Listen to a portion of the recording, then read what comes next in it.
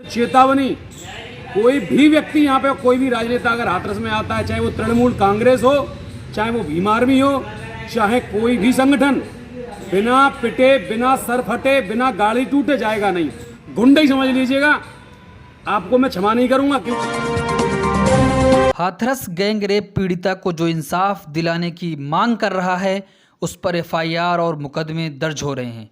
लेकिन हाथरस पीड़िता के गांव में बलात्कारियों के समर्थन में रैलियां और सभाएं हो रही हैं।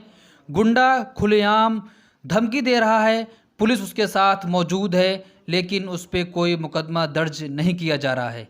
ये गुंडा खुलेआम धमकी दे रहा है कि अगर कोई भी नेता पीड़िता परिवार से हाथरस मिलने आता है तो उसके हाथ पैर तोड़कर ही वापस करूंगा, सर फोड़ दूंगा, गाड़ी तोड़ दूंगा, लेकिन इसको गिरफ्तार नहीं किया जा रहा है।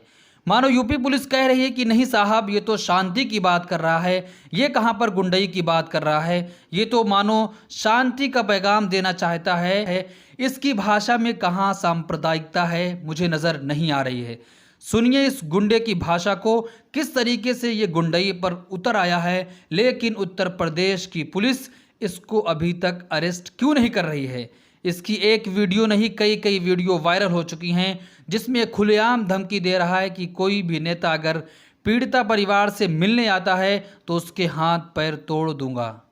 नमस्कार, मैं राष्ट्रीय सवर्ण परिषद से राष्ट्रीय प्रचारक पंडित पंकज धवरैया पूरे भारत को और पूरे भारत के राजनेताओं को अपना संदेश देना चाहता हूं। कृपया ध्यान से सुन लें और इसे कान खोल के सुन लें। हाथरस भूलगढ़ी की घटना पे जब तक कि कोई भी व्यक्ति दोषी और निर्दोष साबित नहीं हो जाता जांच में, तब तक यहाँ पे राजनीति ना करें। अन्यथा मेरी या तो इसे निवेदन समझना या फिर चेतावनी, कोई भी व्यक्ति यहाँ पे, कोई भी राजनेता अगर हाथरस में आता है, चाहे वो तृणमूल कांग्रेस हो, चाहे वो भीम आर्मी हो, चाहे कोई भी संगठन, बिना पिटे, बिना सर फटे, बिना गाड़ी टूटे जाएगा नहीं।